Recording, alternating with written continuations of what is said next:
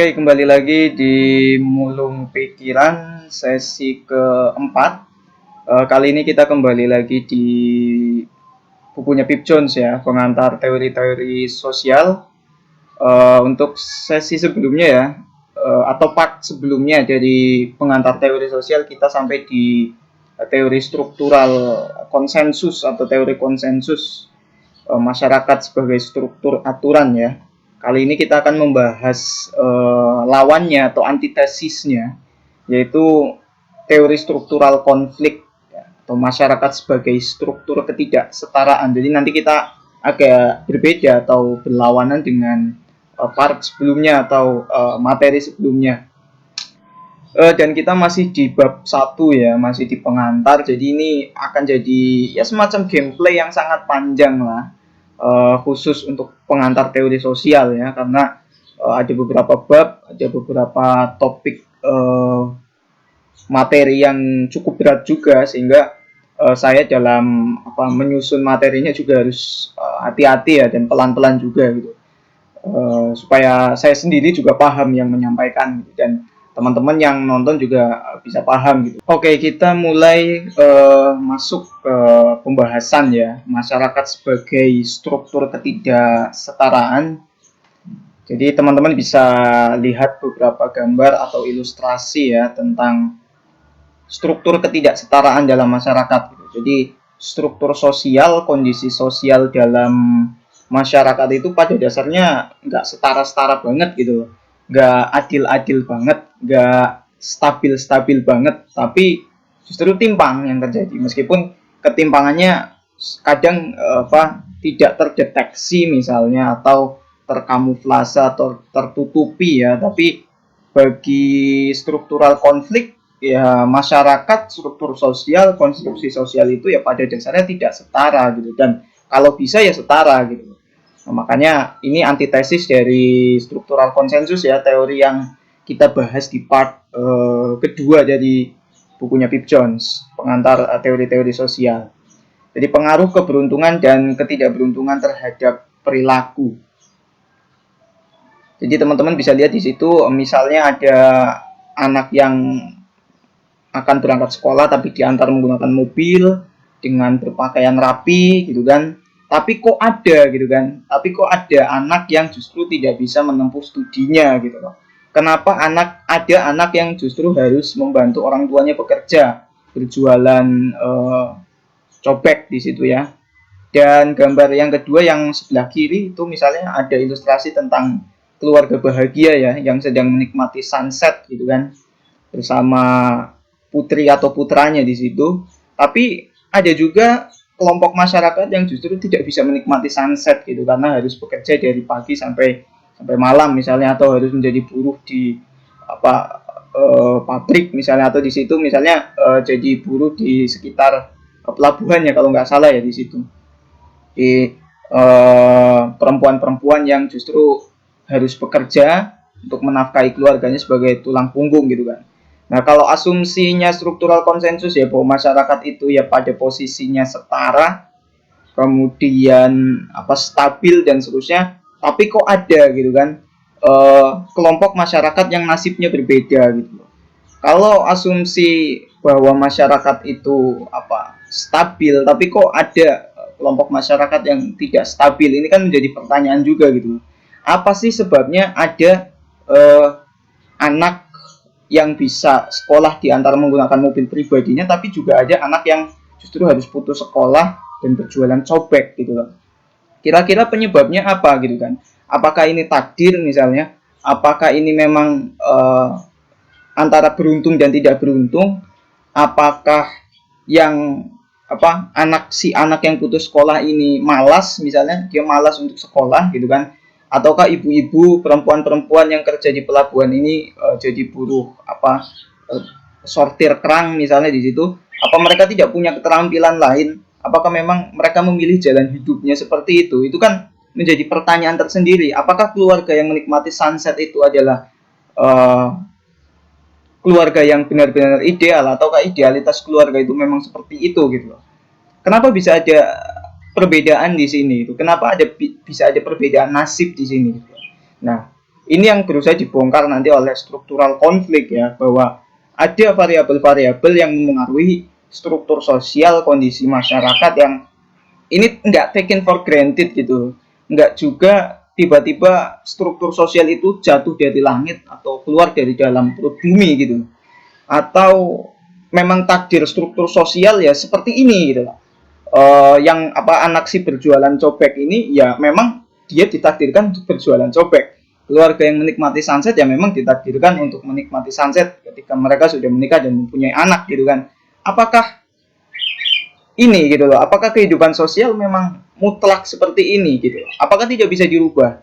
Ataukah ada yang melatar belakangi kenapa keluarga yang menikmati sunset ini berada pada posisi itu dan perempuan-perempuan yang bekerja di pelabuhan itu berada pada posisi itu? Nah, itu nanti yang akan coba digali oleh teori struktural konflik ya, meskipun nanti varian-varian teorinya tidak akan saya jelaskan di sini, tapi secara umum premis-premis asumsi dasarnya kita bisa temukan di sini.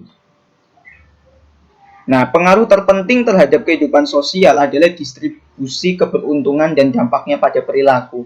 Maksud dari keberuntungan dan ketidakberuntungan ini tidak hanya economic capital ya, atau kepemilikan uang, kepemilikan tanah misalnya yang bentuknya materi ekonomi gitu kan. Meskipun itu salah satunya, tapi keberuntungan di sini jauh lebih esensial adalah posisi-posisi atau status-status dari setiap anggota masyarakat dalam struktur sosialnya itu, ada yang menempati posisi yang beruntung dan ada yang menempati posisi tidak beruntung. Tentu keberuntungan dan ketidakberuntungan ini juga ditentukan oleh variabel-variabel lain ya, salah satunya juga modal ekonomi, kepemilikan atas materi ekonomi. Tapi nanti lebih lengkap misalnya kalau di Bourdieu modal itu tidak hanya ekonomi tapi ada sosial, budaya, dan simbolik. Tapi nanti itu kita bahas khusus kalau kita ketemu Pierre Bourdieu ya. Oke, berikutnya kita langsung masuk ke teori struktural konflik. Oke.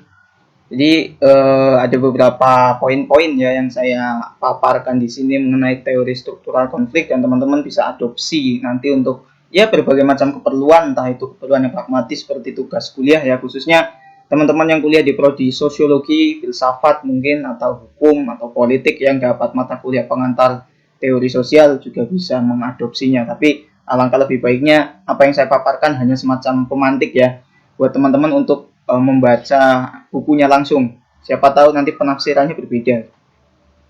Oke, teori struktural konflik. Manusia juga dibatasi oleh kemudahan yang dia miliki, oleh posisinya dalam struktur ketidaksetaraan dalam masyarakat mereka. Jadi tindak tanduk manusia itu selain hasil dari sosialisasi nilai norma, kalau kata struktural konsensus, tapi juga ditentukan oleh posisinya dalam struktur sosial gitu. Apakah dia berada pada posisi beruntung atau tidak beruntung, itu nanti memengaruhi tindakan, sikap, perilakunya juga gitu.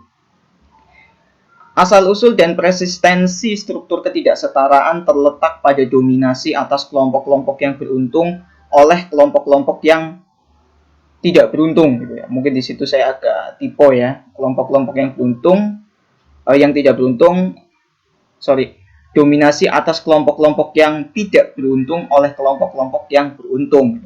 Nah, siapa sih kelompok yang beruntung dan tidak beruntung? Sebenarnya nanti kita bisa jumpai ketika ketemu tokoh-tokoh ya, seperti Karl Marx atau Bourdieu atau kelompok-kelompok feminis, itu mereka mengkategorisasikan atau mengidentifikasi siapa sih kelompok itu. Misalnya kalau kata Marx, kelompok yang beruntung itu namanya kapitalis, pemilik modal. Jadi satu kelompok masyarakat atau beberapa anggota masyarakat yang memiliki kelebihan kepemilikan modal. Modalnya itu modal ekonomi ya. Kalau konteksnya Marx dulu itu alat-alat produksi. Jadi orang-orang yang memiliki alat-alat produksi di Eropa khususnya itu jauh lebih beruntung daripada mereka yang tidak punya alat produksi, yang kemudian nanti melahirkan eksploitasi, ya pengisapan, alienasi, macam-macam. Nah, dari mana kepemilikan modal itu terus bertambah dan seterusnya, itu nanti diidentifikasi Marx lewat konsepnya atau analisisnya tentang nilai lebih gitu. Jadi akumulasi nilai lebih, nanti kita detail bicara nilai lebih ketika di Karl Marx saja ya. supaya nggak terlalu lama. Jadi semacam profit lah. Jadi kalau kita bisnis misalnya kan itu selalu ada profit yang kemudian diakumulasikan jadilah modal gitu. Dan modal ini kemudian dijadikan untuk apa ekspansi atau invasi industri untuk memperbesar industrinya dan macam-macam. Itu konteksnya Marx tentang kapitalis. Tapi tentu profit yang dimaksud profit yang tidak sehat ya sebenarnya. Karena yang terjadi adalah tadi nilai-nilai lebih. Jadi seperti jam kerja yang berlebihan atau upah yang tidak dibayarkan atau upah yang dipotong. Itu yang dimaksud dengan nilai lebih gitu. Nanti kita bahas nilai lebih ketika masuk ke Marx deh. Marx dan Marxisme ya. Atau kapitalis atau borjuis, istilah Marx. Kalau borjuis merujuk pada apa ya, kebangsawanan mungkin ya, itu masih agak feodal dikit gitu. Tapi kalau Marx khususon mengatakan bahwa kelompok yang beruntung itu ya mereka yang punya modal ekonomi banyak, orang-orang kaya, para pemilik tambang, industri tambang kalau hari ini, para pemilik industri media misalnya, para pemilik ya industri apapun lah, mereka yang kerja apa, yang punya saham besar, yang punya modal atas perusahaan-perusahaan di Indonesia misalnya atau bahkan di dunia, atau perusahaan-perusahaan multinasional ya yang saling menginvasi perusahaan misalnya smartphone atau kemudian perusahaan yang berbasis apa media sosial misalnya, yaitu mereka kapitalis gitu, dan mereka kelompok yang beruntung. Yang tidak beruntung siapa? Ya orang-orang yang dipekerjakan dalam industri itu sebenarnya pada kalau konteksnya Marx ya. Tapi lebih umum dari itu ya orang-orang yang tidak memiliki modal kapital, modal ekonomi lebih, tidak menjadi seorang kapitalis, jadi hanya menjadi buruh atas industri tertentu, atas kapitalis itu sendiri, ya mereka lah yang tidak beruntung. Nah nanti agak berbeda ketika di Pierre Bourdieu ya. Pierre Bourdieu mungkin lebih tidak spesifik kapitalis, tapi Bourdieu menyebutnya sebagai kelompok dominan gitu. Nah kelompok dominan ini kita tidak bisa sebut kelompok yang mana atau kelompoknya bentuknya seperti apa, basisnya ada di mana, ciri-cirinya seperti ciri-cirinya bisa, tapi untuk menentukan ini kelompok dominan itu kelompok dominan memang tidak mudah ya. Nah misalnya Bourdieu, kita akan ngomong lebih lengkap ketika masuk ke Pierre Bourdieu.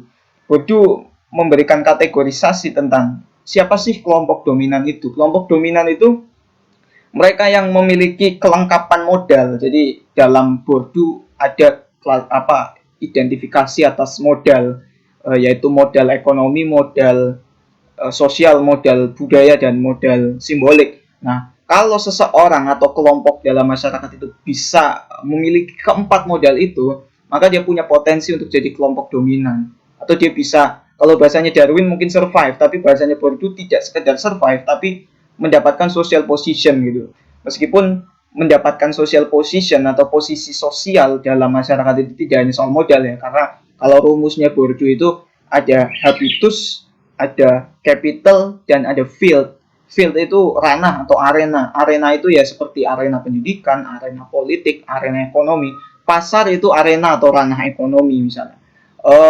Partai politik atau pilkada atau pemilu itu ranah atau arena politik ya. Ruang kelas adalah ranah atau arena pendidikan. Kalau kita mau bisa menang dalam arena itu, kita butuh 4 modal itu, dan kita butuh habitus yang cocok dengan fieldnya dalam arenanya. Nah kalau kita bisa mengkombinasikan antara habitus, field, dan capital, maka kita bisa jadi kelompok dominan. Kita bisa jadi bisa memperoleh social position gitu. Nah itu yang dimaksud dengan kelompok dominan versi Pierre Bourdieu ya. Nah beda lagi nanti kalau para feminis itu bicara tentang siapa sih orang yang paling beruntung gitu ya. Specifically sebenarnya laki-laki ya, laki-laki. Tapi semakin kesini definisi bahwa yang beruntung itu hanya laki-laki itu semakin bergeser kalau menurut saya, karena kita nggak bisa lagi memerangi laki-laki sebagai aktor utama di balik penindasan atas perempuan, walaupun sejarah atas ketertindasan perempuan yang diciptakan oleh laki-laki gitu. Tapi seiring berjalannya waktu, laki-laki juga merasa di titik-titik tertentu laki-laki juga dirugikan atas satu budaya tertentu yang cukup apa ya, menindas gitu. Nah, kalau feminis menyebutnya sebagai budaya patriarki gitu. Bagi saya budaya patriarki itu tidak selalu disematkan pada laki-laki, meskipun dia lahir dari laki-laki, tapi di titik-titik tertentu patriarki juga menindas laki-laki yang tidak memenuhi standaritas patriarki. Nanti kita bisa panjang kalau bicara feminisme ya, itu ada di bab terakhir, dan saya nggak tahu kita ketemu feminisme nanti apakah tahun depan ataukah akhir tahun gitu, karena itu bab terakhir dan kita masih di bab pertama. So itu yang dimaksud dengan kelompok-kelompok dominan. Kelompok yang kelompok-kelompok yang beruntung. Nah, kelompok yang tidak beruntung ya kelompok yang tidak memperoleh posisi seperti yang saya jelaskan tadi. Kapitalis, kelompok dominan, patriarki. Nah, melekat pada masyarakat yang tidak setara adalah konflik kepentingan yang tak terhindari antara yang berpunya dan yang tidak berpunya. Jadi dalam struktur sosial itu ada satu key point yang pasti melekat, yaitu conflict of interest. Jadi asumsi bahwa masyarakat itu stabil dan semuanya itu menjunjung tinggi nilai norma, semuanya bertindak, berperilaku, bersikap atas dasar kesepakatan atas nilai atau norma tertentu, sehingga lahir social order atau keteraturan sosial. Bagi struktural konflik, omong kosong, nggak ada. Yang ada adalah konflik of interest. Di dalam masyarakat itu selalu ada kepentingannya masing-masing. Kepentingan itu ya bisa personal, bisa kelompok ya, tapi dalam level paling personal saja pasti ada kepentingan. Kita sendiri dalam masyarakat itu pasti punya kepentingan. Kepentingan ini sebenarnya tidak melulu negatif ya, atau sebenarnya kalau kita diskusi tentang teori-teori sosial, kita harus sedikit mengesampingkan apa yang disebut sebagai positif, negatif, baik, buruk gitu. Karena segala macam teori bisa pada posisi keduanya gitu. Tinggal kita bagaimana melihatnya atau melihatnya dari sudut pandang yang mana gitu. Setiap individu dalam masyarakat punya kepentingannya masing-masing, baik keuntungan, eksistensi, simbolik, keterkenalan, popularitas, macam-macam. Jadi ketika kita dalam satu kelompok masyarakat ya kita punya kepentingannya sendiri gitu, apapun itu gitu, gitu. Bahkan kalau kita mengatakan saya nggak punya kepentingan mas dalam masyarakat, nggak punya kepentingan ya itu bentuk dari kepentinganmu itu sendiri gitu loh. Kepentinganmu adalah kamu tidak mau punya kepentingan gitu ya. Kepentingan yang berbasis keuntungan, profit, misalnya ya eksploitasi tadi kan. Kalau kepentingan akan eksistensi ya, kalau kata Eric Fromm, berteman, berelasi, pacaran, menikah, itu kan juga bentuk dari kepentingan untuk menyempurnakan eksistensimu sebagai manusia gitu. Kamu punya kepentingan di balik pacaran, meskipun kepentingannya sangat filosofis ya, kepentingan eksistensial gitu, ketertampilan sebagai manusia gitu. Atau kepentingan simbolik misalnya kalau kita sudah jadi orang tertentu dengan jabatan tertentu, dengan kekayaan tertentu, maka kita bertindak agak sombong misalnya itu kan, dan seterusnya. Atau kita menggunakan barang-barang branded, kita menggunakan barang-barang mahal, kemudian kita gunakan barang-barang itu dalam kehidupan kita sehari-hari. Fungsinya apa? Apakah nyaman kita pakai gelang emas yang mahal? Apakah saya merasa nyaman menggunakan sepatu yang harganya puluhan juta atau bahkan jutaan rupiah gitu? Enggak, saya nyaman aja pakai ini. Tidak sesederhana itu. Bisa saja saya ingin menunjukkan bahwa ini loh simbolisasi bahwa saya ini orang yang mampu, ini loh simbolisasi bahwa saya orang yang trendy, stylish, macam-macam. Enggak, selalu ada kepentingan simbolik gitu. Dan kembali lagi, kita jangan posisikan ini baik atau buruk ya, tergantung kita lihat dari posisi yang mana gitu. Kalau keuntungan yang dimaksud jalurnya adalah eksploitasi, maka buruk, karena itu kan menyiksa manusia gitu kan. Nanti kita bahas eksploitasi di Marx. Konsensus itu omong kosong, yang ada tidak konsensus itu omong kosong, yang ada adalah tidak ada individu yang cari aman, itu nggak ada gitu. Dalam individu yang sekedar cari aman dalam kehidupannya itu nggak ada. Pasti dia punya kepentingan untuk aman, kepentingan untuk apapun lah kepentingannya gitu. Dan itu tidak selalu baik atau buruk, positif atau negatif ya. Konsensus tidak selalu bersifat equal atau tidak ada yang namanya equality dalam konsensus. Jadi kesepakatan atas nilai, kesepakatan atas norma, aturan, kebudayaan itu nggak ada yang equal kata konflik. Equality itu nggak ada dalam sistem sosial atau dalam konsensus atau dalam kesepakatan. Kesetaraan, keadilan yang sejati itu nggak ada, pasti selalu menguntungkan pihak tertentu gitu kan. Nah, kita bisa cari contoh yang lain ya tentang nilai norma misalnya. Produk hukum misalnya, produk-produk hukum tertentu itu atas nama rakyat misalnya, nggak ada atas nama rakyat, yang ada selalu ada yang diuntungkan, meskipun rakyat itu sendiri yang diuntungkan misalnya, atau menguntungkan industri atau menguntungkan pebisnis, selalu ada yang diuntungkan, selalu ada yang dapat mengambil keuntungan dari nilai-nilai yang ada.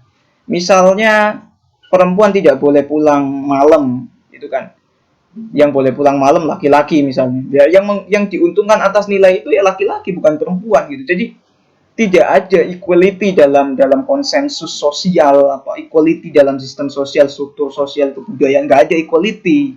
Equality itu utopis, equality yang sejati ya, bahwa dalih kamuflase bahwa hari ini sudah equal, hari ini sudah adil, ya bisa saja itu narasi saja, tapi secara secara ontologis ya nggak ada yang namanya equality sejati dalam struktur sosial. Selalu ada yang diuntungkan,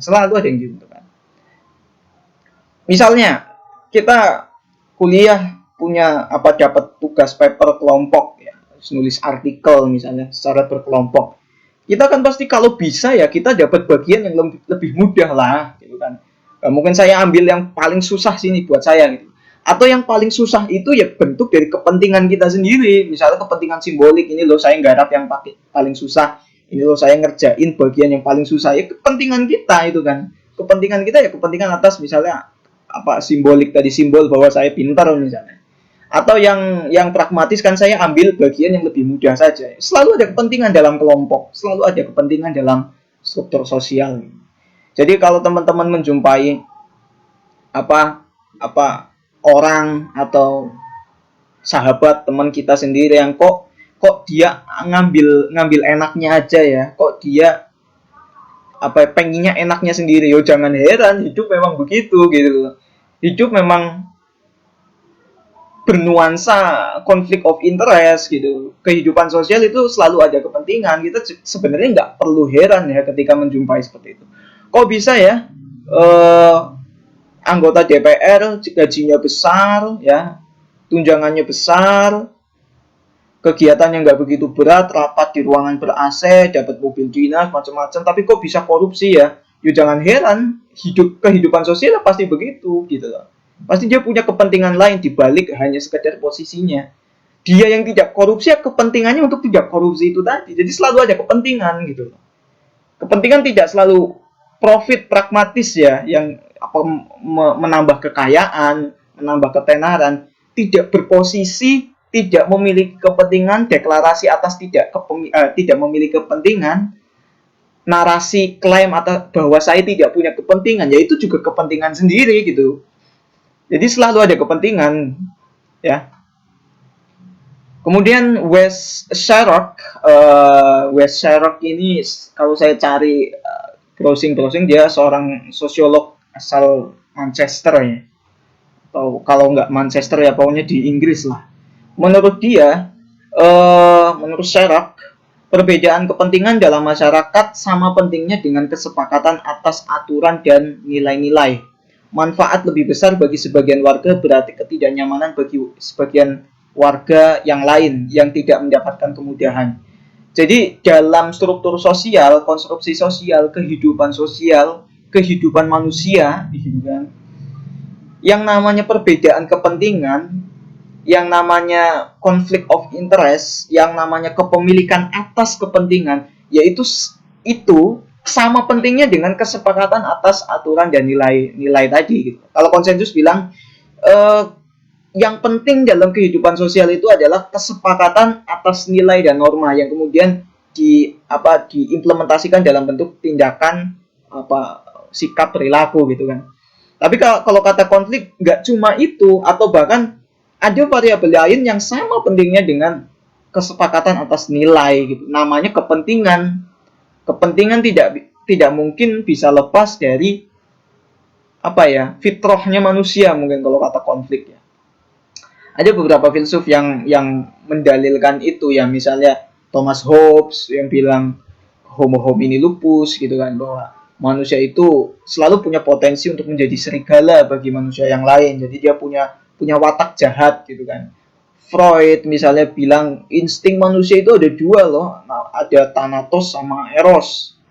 Eros itu yang baik-baik, kasih sayang, jatuh cinta, macam-macam. Tapi juga ada Thanatos. Thanatos itu kebencian, permusuhan, macam-macam gitu kan. Atau kata Friedrich Nietzsche misalnya, manusia itu punya will to power, keinginan untuk berkuasa gitu kan. Kalau bisa ya kita yang paling berkuasa gitu kan, kita yang paling kuat misalnya. Kalau bisa gitu kan, selalu punya itu. Kalau kita misalnya di dalam kelas, kalau bisa ya kita yang paling pintar gitu, sehingga impact atas pengakuan atas kepintaran kita itu ya pasti menguntungkan kita. Kalau kata Michel Foucault misalnya yang meneruskan Nietzsche gitu kan, tidak hanya will to power tapi will to truth gitu loh, keinginan untuk selalu benar gitu.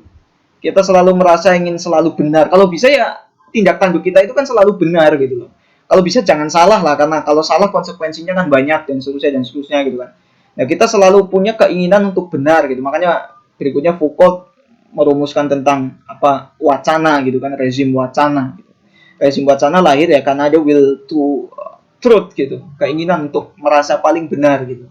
Jadi keinginan merasa paling benar dalam diri manusia itu bukan berarti wajar ya, tapi hampir dipastikan itu pasti ada gitu. Keinginan untuk berkuasa, keinginan untuk benar, menjadi serigala yang bagi manusia yang lain gitu. Itu bisa saja kita lakukan, atau itu pasti tersemat dalam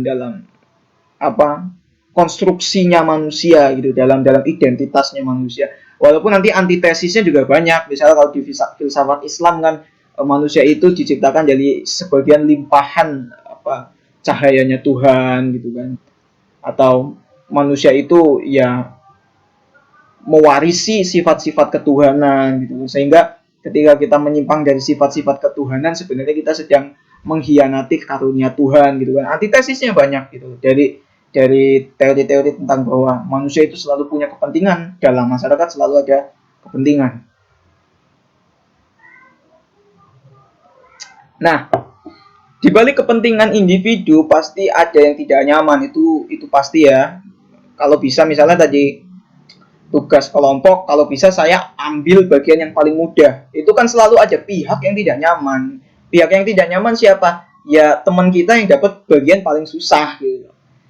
Jadi susah dan senang dalam kehidupan sosial itu pasti terjadi karena ada kepentingan gitu. Tapi konflik tidak meniscayakan itu ya. Konflik bicara bahwa teori struktural konsensus itu nggak lihat sisi yang jauh lebih penting daripada soal kesepakatan nilai, yaitu ketidaksetaraan, yaitu ketimpangan. Nah, itu seharusnya jangan terjadi gitu loh. Konflik mau bilang ke konsensus begini, dalilmu itu bagus, kalau bisa masyarakat bergerak pada posisimu itu gitu. Tapi faktanya masyarakat tidak seideal yang kamu dalilkan gitu. Masyarakat punya titik-titik di mana mereka saling menerkam, mereka saling bermusuhan, mereka saling menjunjung tinggi kepentingannya masing-masing gitu loh. Kalau bisa ya memang dalilmu itu bisa terbukti, tapi gimana caranya kalau Anda saja tidak bisa melihat fakta bahwa kehidupan sosial tidak semulus apa yang Anda dalilkan. Itu mungkin kalau konflik bicara ke konsensus begitu gitu. Nah, nanti teknisnya gimana Mas untuk memberantas ketidaksetaraan ini? Nah, nanti varian-varian teori struktural konflik seperti Marxisme, neo-Marxisme, teori kritis, feminisme itu nanti membahas juknis-juknisnya ya, untuk sampai pada titik di mana sistem sosial itu jauh lebih baik lah daripada apa yang diidentifikasi oleh teori-teori konflik. Selalu ada pihak yang lebih beruntung atau bahkan diuntungkan dalam sebuah kelompok, himpunan, atau masyarakat. Jadi equality itu hanya narasi aja. Kalau misalnya negara bilang kita sudah setara kok, kita sudah equal kok, kita sudah adil kok, itu narasi saja. Secara ontologis nggak ada keadilan equality itu. Walaupun kalau dalilnya bahwa equality itu atau social justice itu tidak ada, terus kita diam saja bahwa ya udah memang equality itu tidak ada, ngapain kita ribut-ribut untuk bicara equality, bicara social justice gitu. Tentu konflik tidak bermaksud untuk seperti itu ya, tapi kalau bisa kehidupan sosial kita itu selalu punya visi selalu punya visi seperti konsensus, tapi punya perangkat yang tajam seperti konflik gitu loh. Sehingga kalau kita punya visi seperti konsensus, maka kita punya harapan di depan gitu, seperti kehidupan masyarakat yang adil, kehidupan masyarakat yang stabil, yang teratur. Tapi kita juga perlu punya perangkat setajam teori konflik untuk melihat bahwa kira-kira jalan saya menuju keteraturan, kestabilan itu apa, mulus atau tidak gitu. Atau jangan-jangan banyak batunya, atau jangan-jangan banyak pakunya gitu kan. Pakunya apa? Eksploitasi, kepentingan, will to power, will to truth misalnya. Nah, itu yang dimaksud teori konflik, bukan kemudian meniscayakan ya udah hidup manusia dalam konteks kehidupan sosial ya silakan perjuangkan kepentingan Anda masing-masing gitu. Menurut saya tidak seperti itu gitu. Misalnya kebijakan zonasi dalam PPDB itu menguntungkan peserta didik yang rumahnya jauh lebih dekat dengan sekolah tertentu gitu. Misalnya itu kan norma yang namanya kebijakan zonasi, aturan mengenai kebijakan zonasi dalam PPDB ya. Selalu ada yang diuntungkan. Yang diuntungkan siapa? Yang rumahnya jauh lebih dekat. Yang tidak diuntungkan siapa? Ya yang rumahnya jauh gitu kan. Undang-undang Minerba diindikasikan menguntungkan para pemilik pertambangan misalnya, para pebisnis misalnya. Jadi produk hukum juga nggak adil-adil amat sebenarnya secara hakikat ya. Jadi hakikat yang secara ontologis itu nggak adil. Semua untuk rakyat itu nggak ada. Makanya kalau ada aktor politik bilang semua ini demi bangsa dan negara, saya kadang ketawa gitu. Kamu nggak punya kepentingan gitu. Atau sebenarnya kepentingan dia ya demi bangsa dan negara gitu. Tapi agak sedikit meragukan kalau ada aktor politik yang selalu mendalilkan demi bangsa dan negara, demi rakyat Indonesia itu. Apa omong kosong gitu loh. Pasti mereka punya kepentingan, entah apapun itu, baik atau buruk, kita jangan diskusi tentang itu gitu. Oke. Kemudian misalnya RUU Ketahanan Keluarga yang cenderung menguntungkan laki-laki, yang kalau di beberapa pasalnya itu mendomestikasi perempuan misalnya. Yang katanya RUU Ketahanan Keluarga itu fungsinya untuk memperkuat keluarga, tapi diindikasikan justru mendomestikasi itu berarti membuat manusia membuat perempuan hanya eksis dalam ruang domestik. Ruang domestik itu ya ruang rumahnya sendiri gitu. Oke, menguntungkan dan diuntungkan tidak bicara positif negatif baik buruk ya. Nanti itu soal etis lah, nanti teman-teman filsafat bisa membahas aksiologinya tentang teori-teori ini, mana yang baik buruk itu indikatornya apa, nanti kita justru belajar etika di sini. Oke, berikutnya teori konflik tertarik pada cara kemudahan terdistribusinya keberuntungan secara tidak setara dalam masyarakat yang kemudian menstrukturkan perilaku. Jadi teori konflik ini tertarik pada distribusi keberuntungan ya. Jadi caranya gimana sih kok ada yang bisa lebih beruntung, kok bisa ada yang tidak beruntung gitu kan. Nah, teori konflik sebenarnya menggali itu, teori struktural konflik menggali itu. Kok bisa ada yang miskin, ada yang kaya, kok bisa perempuan hanya di rumah, laki-laki bisa keluar, kok bisa perempuan hanya mengasuh anak, laki-laki bisa presentasi di sebuah ruang seminar misalnya gitu kan. Dan seterusnya. Kok bisa ada distribusi itu loh? Gimana sih prosesnya gitu kan? Itu yang dipertanyakan atau yang berusaha dicari oleh teori struktural konflik gitu. Sebabnya apa sih? Orang kok bisa ada yang beruntung, ada yang tidak beruntung, ada yang kepentingannya tercapai, ada yang kepentingannya tidak tercapai, ada yang sukses, ada yang tertindas dan seterusnya. Nah, ini nanti dijelaskan oleh varian-varian teorinya ya, oleh tokoh-tokoh yang aliran teorinya ini struktural konflik seperti Marxisme, neo-Marxisme itu aliran teorinya struktural konflik. Misalnya Marx punya konsep tentang determinisme ekonomi. Determinisme ekonomi itu berarti ekonomi menentukan segala macam variabel kehidupan. Jadi basis utama hidup manusia, itu ekonomi yang menentukan basis kehidupan yang lain gitu. Jadi kayak agama, politik, budaya, sosial, simbolik, macam-macam lah, seni macam-macam. Semuanya itu ditentukan oleh ekonomi. Kita mau sekolah tinggi butuh uang. Kita mau sholat Jumat di masjid agak jauh butuh motor, naik angkot gitu kan. Kehidupan beragama saja butuh ekonomi. Kita mau sedekah juga pakai uang misalnya. Kemudian kita mau nyalon anggota DPR ya kita butuh uang untuk kampanye minimal ya, meskipun bukan mahar misalnya, ya minimal kita butuh uang untuk transport dan seterusnya. Kita mau nongkrong ya kita butuh uang untuk beli kopinya, kita butuh uang untuk bensinnya misalnya. Ya seluruh kehidupan manusia itu ya basisnya ekonomi gitu loh. Kita mau ngapel ya butuh uang gitu. Pacar kita ulang tahun mau hadiah apa ya kita butuh uang untuk beli coklat, untuk beli bunga mawar, untuk beli barang-barang branded ya kita butuh uang gitu. Nah itu kalau Marx ya, Marx bilang ya sebabnya apa sih ya, sebabnya ekonomi jadi basis hidupnya manusia. Nah nanti kalau kata Gramsci basisnya apa sih, apa yang menyebabkan ada beruntung dan tidak beruntung. Oh ini ada hegemoni sosial budaya ternyata kalau kata Gramsci ya. Jadi kelompok-kelompok dominan, kelompok-kelompok yang beruntung itu menghegemoni yang tidak beruntung atau masyarakat secara keseluruhan melalui media sosial budaya. Hegemoni itu sifatnya nanti normalisasi kalau bahasanya Foucault-nya, atau menciptakan common sense gitu, menciptakan nilai-nilai universal yang dikatakan ya inilah nilaimu, inilah nilai yang sesungguhnya, inilah common sense gitu. Padahal common sense-nya itu tidak setara, common sense-nya itu justru menguntungkan yang bikin common sense gitu kan.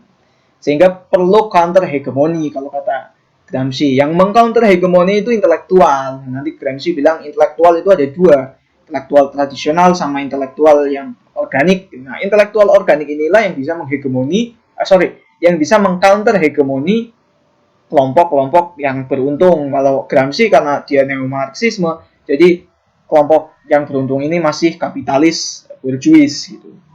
Counter hegemoni ya dengan membuat common sense balasan atau mengoreksi common sense yang diciptakan oleh bourgeois atau kapitalis. Nah, kalau kata Pierre Bourdieu, sebabnya apa ada yang beruntung dan tidak beruntung? Ya sebabnya yang beruntung itu modalnya lengkap, yang tidak beruntung modalnya tidak lengkap. Atau habitusnya yang beruntung itu cocok, habitus yang tidak beruntung itu tidak cocok gitu. Jadi rumusnya Bourdieu tentang habitus, capital sama field-nya itu kalau bagi orang yang beruntung itu klop, kolaborasinya pas, racikannya pas. Tapi bagi orang yang tidak beruntung, racikannya kurang pas, sehingga social position yang coba dicapai itu tidak berhasil dicapai oleh kelompok yang tidak beruntung. Bukan survive ya, tidak hanya survive kalau Bourdieu gitu. Oke.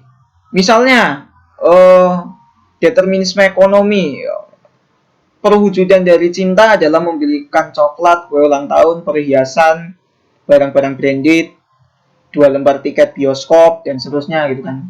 Nah, bahkan cinta bisa juga didefinisikan nanti mana yang bisa mencintai dan mana yang tidak bisa mencintai gitu kan. Yang bisa mencintai dikategorikan orang yang beruntung, yang tidak bisa mencintai dikategorikan kelompok yang tidak beruntung gitu loh. Kelompok yang bisa mencintai, untuk dapat mencintai dia butuh economic capital. Ini kalau kita pakai Marxisme ya, dia butuh economic capital gitu loh. Sehingga dia bisa mengakses coklat, mengakses perhiasan, mengakses barang-barang branded, mengakses 2 lembar tiket bioskop gitu kan. Kemudian dia jadi standaritas tertentu dalam kehidupan sosial. diakui sebagai tata nilai, ya, kemudian diakui sebagai nilai yang apa ya, sudah jadi common sense gitu kan. Ya sudah, yang tidak beruntung dicap atau di judge bahwa dia tidak bisa mencintai gitu. Karena dia nggak punya economic capital yang cukup untuk dapat bisa mencintai. Itu kalau kita bahas cinta, manifestasi cinta pakai kacamata determinisme ekonominya Marx misalnya. Ya, itu kalau kita coba mencontohkan ranah yang paling privat ya. Oke. Berikutnya, terdapat konflik kepentingan antara warga masyarakat yang memiliki kemudahan dan yang tidak, di mana konflik tersebut inherent dalam hubungan mereka. Jadi konflik itu inherent gitu, pasti, keniscayaan. Nggak mungkin konflik itu nggak ada dalam masyarakat. Konflik itu jangan dibayangkan atau didefinisikan atau digambarkan itu kita saling berantem, musuhan gitu ya. Karena konflik itu nggak atau itu iya tapi tidak hanya itu gitu. Kan kalau di buku-buku sosiologi penyebab terjadinya konflik adalah perbedaan. Kita berbeda pilihan politik itu bisa jadi konflik juga, tapi konflik yang konstruktif misalnya untuk adu gagasan.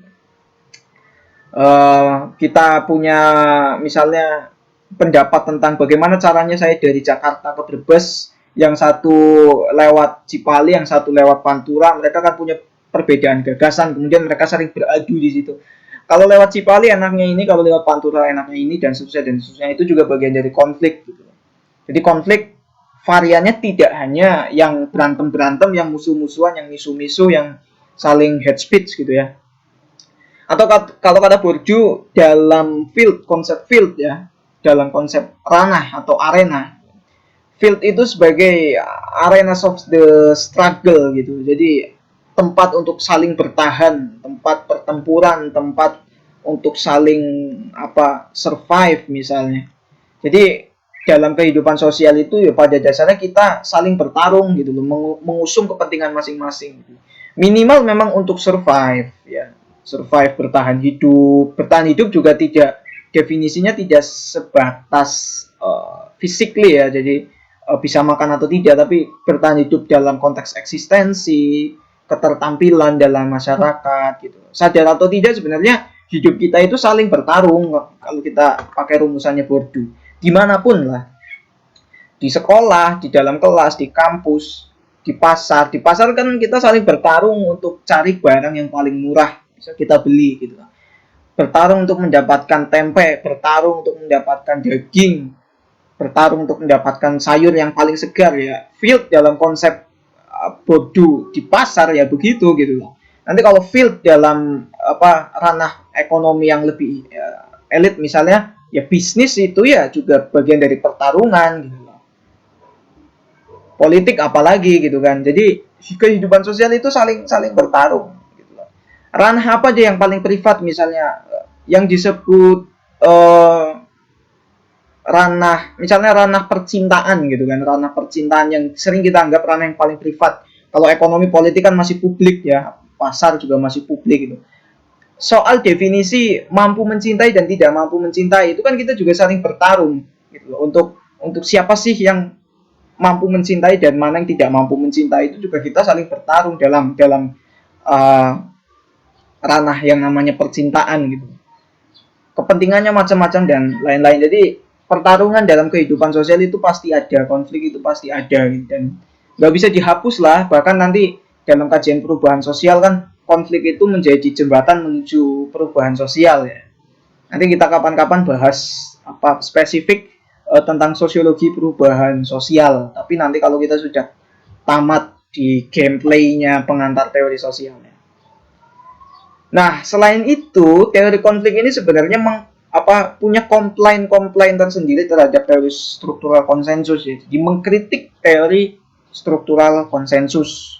Yang pertama, menurut konsensus itu terlalu menekankan norma, nilai sebagai penentu perilaku, melebihi variabel yang lain gitu. Padahal kata Marx misalnya ada variabel lain di luar nilai, norma, sosialisasi macam-macam itu, namanya ekonomi gitu. Itu justru yang menentukan perilaku masyarakat. kata Marx. Kata Foucault, ada variabel lain selain nilai norma atau melampaui itu ya, melampaui nilai norma atau di belakang nilai norma itu sendiri. Kata Foucault, ada kekuasaan atas wacana gitu. Itulah yang justru menentukan perilaku masyarakat ya. Nggak sekedar proses penanaman nilai taken for granted, enggak. Kata Foucault, ada di belakangnya itu ada yang mengendalikan proses itu. Mereka itulah yang punya kekuasaan atas wacana. Kalau kata Bourdieu, yang menentukan perilaku itu ya habitus, capital, sama field gitu. Kalau tiga rumus itu kolaborasinya klop, ya perilaku kita akan didorong sesuai dengan rumus itu gitu, habitus itu. Ketika kita masuk field tertentu, maka kita meng-create habitus kita sesuai dengan field gitu. Nanti kita bahas panjang ya tentang apa itu habitus, apa itu field, apa itu capital di Pierre Bourdieu. Tapi untuk teman-teman sosiologi, teman-teman filsafat mungkin lebih mudah ya untuk memahami apa yang dimaksud dari komplain tersebut gitu lewat ilustrasi Marx, Foucault atau Bourdieu. Yang kedua, konsensus itu salah memahami dan salah menafsirkan peranan konsep kunci, yaitu sosialisasi ke dalam kebudayaan gitu. Jadi kata konflik keliru itu. Konsensus kan melihat sosialisasi itu ujungnya adalah keteraturan sosial ya. Jadi kedamaian, kestabilan gitu. Kata struktural konflik enggak soal kestabilan keteraturan, bahkan kestabilan dan keteraturan itu dilakukan melalui paksaan, dominasi atau hegemoni gitu. Jadi tidak serta-merta masyarakat itu sadar atas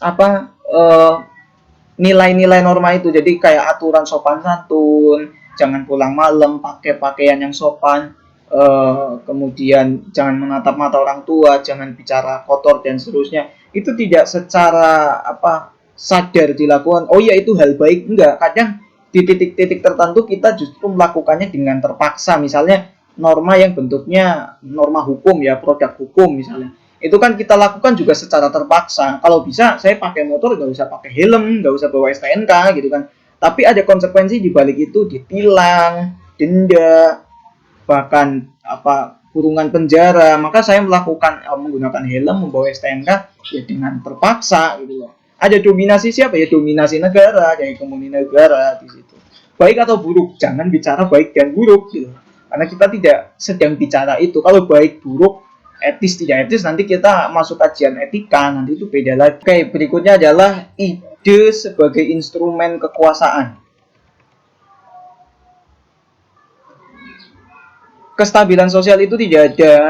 Adapun jika satu situasi sosial itu stabil dikarenakan kelompok masyarakat yang mengalami deprivasi atau ketimpangan, dikondisikan untuk menerima keadaan. Penerimaan bisa terjadi karena kelompok dominan melakukan represi atau penekanan ya. Jadi orang miskin dibiarkan miskin dengan dalih takdir misalnya, atau mereka memang nggak mau berusaha kok, mereka memang males kok, terus mereka yang miskin ini mendefinisikan jadi oh iya ya ternyata aku males, inilah hukuman bagi orang yang males, atau saya ditakdirkan memang untuk miskin dan seterusnya. Padahal di balik itu sebenarnya ada dominasi, ada yang mengkreat itu loh, ada yang mengendalikan itu. Kenapa mereka tetap miskin gitu? Padahal mereka bisa kaya, mereka bisa punya uang banyak gitu. Tapi ada yang menghambat jalan mereka untuk sampai posisi itu gitu loh.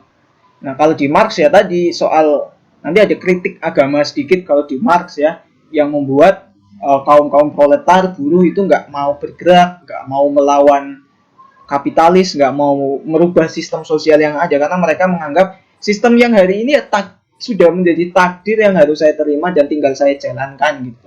Padahal sistem sosial hari ini, di eranya Marx itu by design gitu loh. Jadi ada yang mendesain itu ya kelompok-kelompok yang beruntung, namanya kapitalis atau pemilik modal. Hal yang sama berlaku pada feminisme, hal yang sama berlaku pada neo-marxisme gitu. Jadi kehidupan sosial itu tidak di satu sisi dia bagian dari takdir, anugerah, di sisi yang lain kita juga perlu paham bahwa jangan-jangan ini by design gitu. Agak sedikit konspiratif memang, tapi ya memang begitu gitu, selalu by design gitu.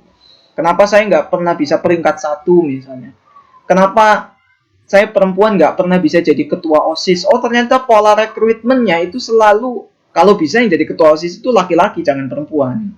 Itu jadi budaya. Kalau ada laki-laki kenapa harus perempuan? Itu kan artinya posisi perempuan di SMA kenapa nggak bisa jadi ketua OSIS? Itu karena ada desain pola rekrutmen yang sudah jadi budaya bahwa perempuan itu kalau bisa ya hanya jadi wakil ketua atau hanya jadi sekretaris atau bendahara. Kenapa laki-laki nggak bisa jadi sekretaris, nggak bisa jadi bendahara? Kalau ada perempuan kenapa harus laki-laki misalnya? Itu kan bukan takdirnya laki-laki tidak bisa jadi bendahara atau sekretaris, tapi jangan-jangan desain dari pola rekrutmen organisasinya itu yang dibudayakan ya begitu gitu. Jadi kita punya senjata yang cukup tajam untuk melihat situasi. Kira-kira ini by design atau memang sudah ditakdirkan seperti ini. Nanti kita agak teologi sebenarnya, tapi maksudnya konflik di situ.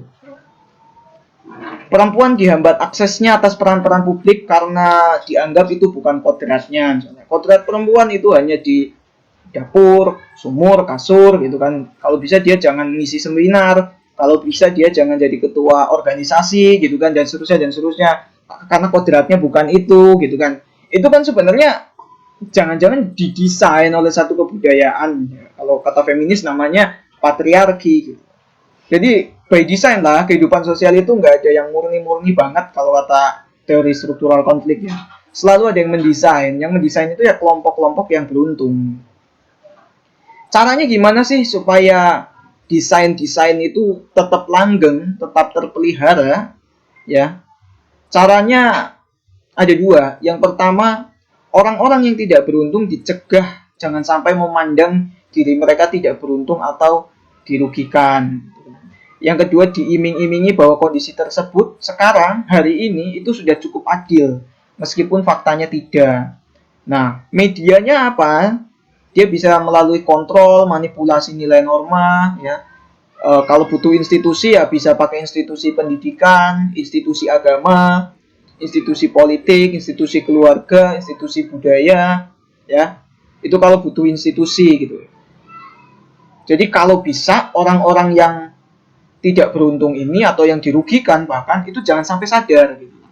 Itu kalau di Marx disebut sebagai kesadaran palsu yang nanti berusaha dirubah menjadi kesadaran kelas gitu kan. Kesadaran bahwa kita ini tertindas loh kalau kita hidup di eranya Marx ya. Kita ini harus bergerak loh melawan kapitalis gitu kan.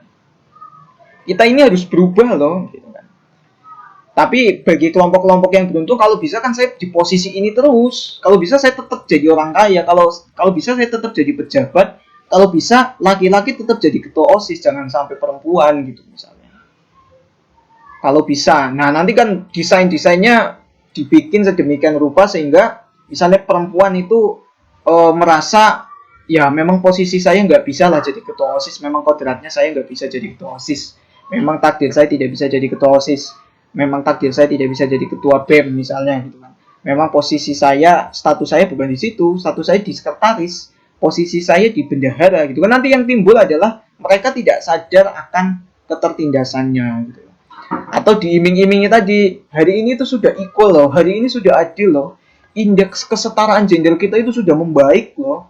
Sekarang perempuan sudah bisa masuk perguruan tinggi loh. Sekarang perempuan sudah bisa jadi profesor loh, sudah bisa ngisi seminar. Padahal misalnya di sisi lain masih ada tindak pidana pemerkosaan, pelecehan seksual, pencabulan, macam-macam gitu kan. Itu jadi iming-iming hari ini adil itu tidak sehat lah bagi masyarakat gitu. Bahwa untuk menenangkan situasi it's okay, tapi jangan selalu iming-imingnya hari ini sudah adil, hari ini. Kalau bisa memang visi hidup kita itu kalau bisa merasa hari ini itu tidak cukup baik gitu loh, sehingga hari esok kita memperbaiki sampai kapan kita memperbaiki itu kita nggak tahu, karena kita nggak tahu takdir hidup kita kan. Kalau ada yang merasa takdir hidup kita A misalnya, loh siapa yang tahu kan? Yang menciptakan takdir hidup manusia bukan kita perlu mencari takdir kita gitu. Takdir saya jadi orang yang bodoh, takdir saya dapat IPK di bawah 2 misalnya. Loh, kata siapa? Memang kamu sudah mencari itu, memang kamu sudah melakukan pencarian atas itu gitu. Loh, takdir saya tidak punya pacar, takdir saya tidak bisa mencintai. Loh, kata siapa gitu kan? Apa kamu sudah membuktikan itu? Apakah kamu sudah memperoleh referensi yang cukup untuk bisa mengatakan bahwa kamu tidak mampu mencintai, bahwa kamu tidak cukup untuk jadi pribadi yang penuh cinta? Kata siapa? Loh, kita tidak tahu takdir kita sampai di mana gitu. Nah, kita hanya perlu terus mencari, gitu kan. Bagaimana proses pencariannya itu kan nanti agama memberikan pedoman, masyarakat memberikan pedoman dalam berkehidupan sampai titik-titik tertentu, dan tidak ada garis finishnya memang gitu. Makanya tadi kalau bisa hidup kita itu visinya seperti struktural konsensus, tapi punya alat yang tajam seperti struktural konflik, sehingga alat-alat kita lengkap gitu loh. Kita mau makan kita punya nih sendok, kita mau gali kubur ada nih cangkul, kita mau menanam pohon ada nih cangkul misalnya. Kita semakin banyak belajar, semakin banyak alat-alat yang melengkapi hidup kita. Oke. Berikutnya atau misalnya ya, sosialisasi mengenai kriteria perempuan Jawa ya. Mengenai perempuan Jawa itu seperti apa sih? Lemah lembut, tunduk pada suami, bertugas mengurus rumah tangga, tidak ada akses menuju ruang publik gitu kan. Pada akhirnya kan hal tersebut dianggap sebagai kenormalan atau normalnya perempuan Jawa ya seperti itu gitu. Itu yang dimaksud dengan mencegah kesadaran orang yang tidak beruntung.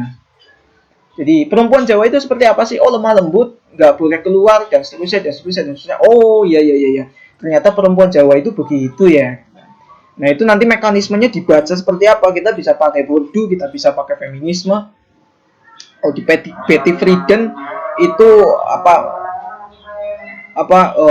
mistiknya perempuan ya, feminin mistik misalnya. Itu tentang keperempuanan, konsep perempuan gitu. Prosesnya gimana? Bisa di Foucault tentang rezim wacana, bisa di Bourdieu lewat strukturalisme genetik, atau di feminisme juga banyak alat-alat untuk mencari prosesnya seperti apa. Nah, cara yang paling mudah untuk menjalankan kekuasaan dan memperoleh keuntungan daripadanya, yaitu orang-orang yang tidak beruntung, adalah penerimaan dan pengakuan pihak yang didominasi atas subordinasi mereka sendiri. Jadi, cara yang paling mudah untuk berkuasa, untuk menjalankan kekuasaan, itu adalah mendapatkan pengakuan bahwa yang didominasi itu ya memang pantas untuk didominasi gitu. Jadi membuat individu yang ditindas merasa bahwa ketertindasannya itu pantas ia dapatkan. Jadi semacam takdir. Itu kecanggihannya kekuasaan. Kekuasaan, saya nggak merujuk siapa yang berkuasa ya, siapapun, termasuk saya, termasuk Anda, termasuk kita semua. Pada titik tertentu kecanggihan kekuasaan, secanggih-canggihnya kekuasaan adalah ketika yang dikuasai itu merasa bahwa dia pantas untuk dikuasai. Jadi kita perlu kritis sedikit ya. Jangan-jangan kita di hegemoni, kita didominasi. Tidak didominasi bukan dalam pengertian didominasi oleh pihak lain, oleh negara, oleh apa. Jangan-jangan kita didominasi oleh ego kita, didominasi oleh hasrat kita, nafsu kita sendiri, dan seterusnya gitu kan. Sehingga kita tidak sadar bahwa kita sedang dihegemoni, kita sedang didominasi. Jadi titik puncak kecanggihan kekuasaan seperti itu. Kalau Gramsci menyebutnya sebagai hegemoni. Nanti ada beda antara dominasi dan hegemoni. Itu bagi saya berbeda ya, dominasi dan hegemoni. Oke, berikutnya menurut konflik, daripada sekedar menguraikan nilai norma dan masyarakat, lebih baik mengkaji isinya gitu. Jadi daripada sibuk-sibuk nilai norma masyarakat itu apa saja sih gitu kan. Gimana sih cara sosialisasinya gitu kan. Gimana sih cara membumikannya gitu. Kata konflik, daripada sibuk-sibuk capek-capek nyari begituan, mending dicek deh isinya nilai norma, isinya kebudayaan, isinya konstruksi sosial, struktur sosial itu sudah setara atau tidak, sudah equal atau tidak, sudah adil atau tidak. Lebih baik kita cari itu gitu daripada sibuk-sibuk menguraikannya gitu. Jadi carilah siapa sih di balik budaya tertentu itu, yang dapat untung siapa, yang dirugikan siapa gitu kan. Jadi nilai norma kebudayaan bagi konflik itu tidak netral. Tidak ada kenetralan dalam kehidupan sosial tadi ya, bahwa setiap manusia itu punya kepentingan dalam kehidupan sosial. Netralitas itu nggak ada. Memposisikan diri atau mendeklar bahwa saya tidak punya posisi itu juga sebenarnya bagian dari posisi itu sendiri gitu. Jadi netralitas itu nggak ada. Selalu ada yang membuat ya, selalu ada desain, ada kepentingan, ada yang dominan, dan ada yang didominasi. Produk hukum sebenarnya itu bagian dari apa ya, wujud dari seperangkat nilai atau seperangkat aturan yang perlu dikaji lagi gitu. Jadi produk hukum apapun ya, RUU apapun misalnya, itu juga perlu dicek apakah di dalamnya menguntungkan pihak-pihak tertentu atau justru merugikan pihak-pihak yang lain, karena produk hukum tidak mungkin netral secara sosiologis. Dia pasti akan menguntungkan pihak tertentu. Nah, kalaupun keberuntungan itu tidak bisa kita cegah secara hakiki gitu kan. Kalau bisa keberuntungan tersebut kan diarahkan pada yang semestinya, gitu. Pada fakir miskin misalnya dan seterusnya. Pada orang-orang yang tertindas dan seterusnya. Kalau bisa keberuntungannya diarahkan pada itu, bukan orang-orang yang memang basisnya sudah beruntung gitu. Oke, benar bahwa manusia disosialisasikan melalui nilai norma, tapi itu baru separuh cerita, kata konflik. Separuh cerita lainnya itu yang menemukan apakah ada yang diuntungkan dalam nilai norma tersebut. Kehidupan sosial bagi konflik itu, atau kehidupan sosial itu tidak hanya soal sosialisasi atas nilai norma. Sosialisasi atas nilai norma itu baru separuh cerita. Separuh cerita yang lain adalah nilai norma ini sendiri ada nggak sih yang diuntungkan dari seperangkat aturan ini. Itu separuh cerita yang lain. Yang kata konflik itu nggak dibahas sama konsensus. Itu tidak diuraikan oleh konsensus. Nah, yang menguraikan adalah teori konflik. Proses sosialisasi dalam konteks teori konflik adalah instrumen dari keuntungan itu, yaitu instrumen kekuasaan pihak yang mendominasi. Jadi sosialisasi itu kalau dalam definisinya teori konflik, struktural konflik, dia menjadi bagian dari instrumen atas distribusi keuntungan. Jadi instrumen kekuasaan yang mendominasi, pakainya apa? Sosialisasi. Kalau kata struktur konsensus, sosialisasi itu instrumen untuk menata sikap, perilaku, dan tindak tanduk anggota masyarakat. Tapi kalau kata teori konflik, sosialisasi itu ya instrumen untuk menciptakan ketidaksetaraan atau melanggengkan ketidaksetaraan. Seperti itu. Oke, berikutnya kita coba analisis ya. Ini beberapa ilustrasi yang ada di buku P. Jones. Analisis tentang ketidaksetaraan pendidikan. Kalau teman-teman nonton di Mulung Pikiran sesi ke berapa ya? 3 ya, atau part 2-nya pengantar teori sosial.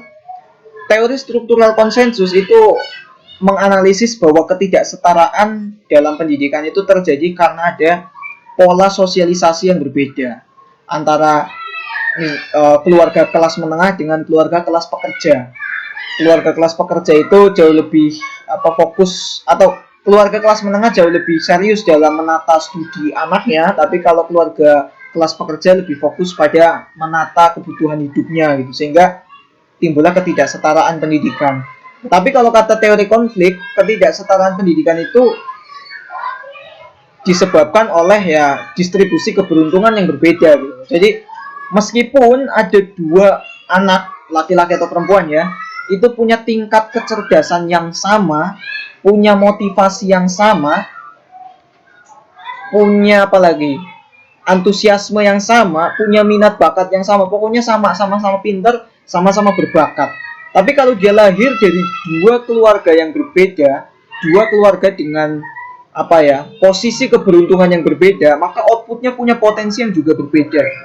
Misalnya posisi itu dipengaruhi oleh ekonomi, determinisme ekonomi ya. Jadi ada keluarga kaya dan keluarga miskin. Meskipun 2 orang anak ini sama-sama pintar, sama-sama berbakat, sama-sama antusias, tapi kan proses menuju studinya itu kan berbeda, tidak setara. Misalnya di situ Kalau keluarga kaya rumahnya jauh lebih besar sehingga ruang belajarnya cukup nyaman gitu kan, sehingga potensi bakatnya jauh lebih bisa tersalurkan gitu kan.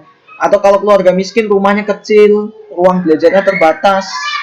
Keluarga kaya bisa beli buku dan peralatan belajar, keluarga miskin tidak bisa beli buku dan peralatan belajar karena kebutuhannya adalah untuk bertahan hidup. Gizi keluarga kaya terpenuhi, gizi keluarga miskin tidak terpenuhi. Keluarga kaya bisa sampai jenjang pendidikan tinggi, keluarga miskin bahkan untuk selesai studinya saja tidak bisa, bahkan harus putus sekolah, gitu kan. Itu kan berbeda. Ini bukan soal apakah keluarga kaya itu jauh lebih baik dalam melakukan proses sosialisasi ketimbang keluarga miskin, tapi memang posisi keluarga kaya jauh lebih beruntung daripada keluarga miskin. Apa yang menentukan keuntungan itu? Economic capital kalau dalam Marxisme. Sehingga kalau dua gambar ilustrasi di situ ya, ada anak sekolah tapi ada anak juga yang harus bekerja untuk semir sepatu gitu kan. Semir sepatu itu ya bukan karena saya pengen nyemir sepatu, enggak, atau karena apa orang tuanya itu melakukan proses sosialisasi yang kurang sempurna, enggak, tapi memang tidak beruntung posisinya. Nah, ketidakberuntungan itu ya dipengaruhi oleh ekonomi capital gitu kan. Ya, atau misalkan yang lain ya, sama-sama cerdas, sama-sama punya minat bakat futsal, tapi yang satu sekolahnya di sebuah sekolah yang tidak punya lapangan futsal, dan yang satu lagi sekolah di sekolah yang lapangan futsalnya megah gitu. Itu kan proses di mana dia bisa mengoptimalisasikan potensinya nanti berbeda, outputnya juga punya potensi untuk berbeda. Jadi posisi-posisi keberuntungan dan ketidakberuntungan ini juga menentukan bagaimana nanti masa depan masyarakat, anggota masyarakat, bagaimana dia bersikap, bagaimana dia berperilaku, dan seterusnya. Itu kalau kita menganalisis ketidaksetaraan pendidikan lewat kacamata struktural konflik. Oke, berikutnya analisis yang kedua dari ilustrasi di bukunya Pip Jones, yaitu ketidaksetaraan gender. Ya, mungkin nanti kita akan lebih detail ngomong isu-isu gender kalau sampai di bab feminisme ya, dan teori-teori gender itu ada di bab paling terakhir. Nah, mungkin agak lama ya kita ketemu isu gender dan teori-teori feminis. Tapi kita singgung sedikit ya tentang apa itu gender. Sederhananya gender itu adalah atribut sosial ya yang melekat dalam diri manusia gitu. Jadi beda dengan atribut biologis. Jadi laki-laki perempuan itu lebih dekat pada atribut biologis. Jadi soal menstruasi, soal menghasilkan sel sperma, dan kepemilikan atas organ-organ tubuh tertentu yang khas ya, itu seks atau jenis kelamin. Tapi kalau gender itu lebih ke atribut sosialnya. Jadi peran-peran sosial, budaya, termasuk cara berpakaian, style, dan gestur dan lain-lainnya, itu lebih ke gender atau atribut sosial. Biasanya nanti muncul istilah maskulinitas dan femininitas. Nah, itu lebih dekat ke gender daripada seks gitu ya. Dan gender ini sifatnya sebenarnya bisa dipertukarkan. Jadi antara laki-laki dan perempuan itu bisa saling bertukar peran pada dasarnya, dalam konsep dasarnya ya. Sehingga tidak ada kodrat perempuan harus bisa masak, laki-laki tidak harus bisa masak misalnya. Atau tidak ada kodrat bahwa perempuan itu harus di rumah dan seterusnya. Sebenarnya bisa dipertukarkan dengan proporsional ya. Proporsional itu kan bukan berarti sama rasa sama rata gitu kan. Di perempuan angkat balok, laki-laki juga angkat balok, bukan begitu, tapi peran-perannya proporsional, tidak timpang sekali. Jadi ada ranah-ranah tertentu di mana perempuan bisa jauh lebih dominan, tapi ada juga laki-laki bisa jauh lebih dominan. Itu bagi saya konsep dari equality ya. Nanti kita bisa agak panjang di gender. Jadi equality, kesetaraan itu tidak kuantitatif tapi lebih ke kualitatif. Jadi proporsional. Tapi kita lihat dulu ya. Laki-laki mendominasi ganjaran terbaik dengan prestis tertinggi, di mana mereka memperoleh ganjaran lebih baik daripada perempuan meskipun melakukan pekerjaan yang sama dengan perempuan.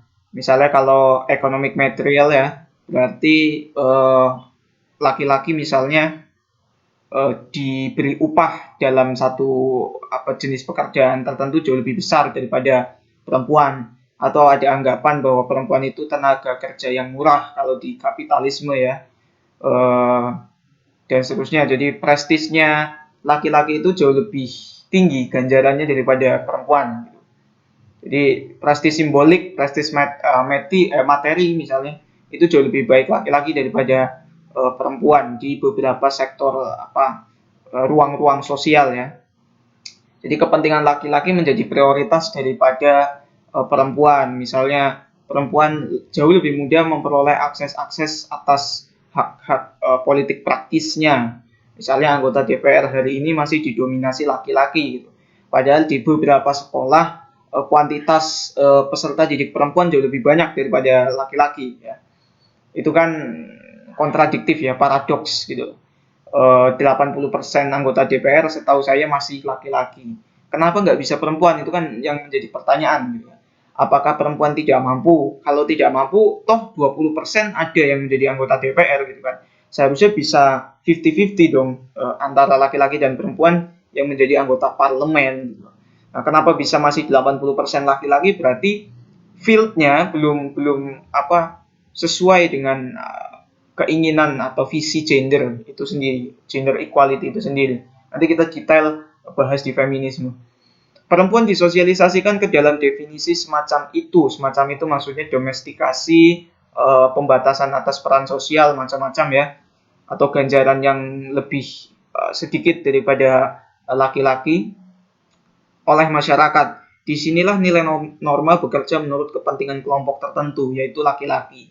Jadi kenapa perempuan itu tidak keberatan, ya cenderung menerima saja, ya lebih memilih ranah-ranah domestik daripada ranah-ranah publik, tidak serius dalam menggali potensi, itu sebenarnya tidak lahir dalam intern perempuan itu sendiri gitu. Itu tidak lahir dari kesadaran bahwa ya memang perempuan itu seperti ini, ranahnya di sumur dapur kasur dan nggak bisa jadi kepala desa misalnya, tidak bisa jadi ketua OSIS, ketua BEM dan lain-lain gitu. Dan perempuan merasa bahwa konstruksi atau definisi atas dirinya sebagai seorang perempuan ya terbatas hanya di ranah-ranah domestik. Dan itu sebenarnya secara kritis dalam kacamata teori konflik itu bukan sesuatu yang ditakdirkan ya, tapi itu by design gitu. Siapa yang mendesain ya sebenarnya masyarakat yang coraknya patriarkis gitu kan. Jadi sosialisasi di sini jadi instrumen kekuasaannya kelompok patriarki, kelompok laki-laki untuk tetap menahan perempuan dalam ranah domestiknya gitu. Nah, jadi perempuan pada akhirnya terpaksa menerima peranannya gitu loh. Jika menolak kan dia harus berhadapan dengan masyarakat, dicap, dilabel, dianggap sebagai penyimpang dan seterusnya. Padahal strukturnya tidak setara gitu loh. Ini by design, yang mendesain adalah laki-laki kalau feminis radikal ya. Yang mendesain pasti laki-laki dan seharusnya terjadi perlawanan ya antara perempuan terhadap budayanya bukan terhadap laki-lakinya. Seperti itu. Sehingga nanti lahir konsep misalnya becoming of women misalnya di Simone de Beauvoir atau redefinition atau reshaping kalau kata Betty Friedan di Amerika Serikat ya. Jadi banyak konsep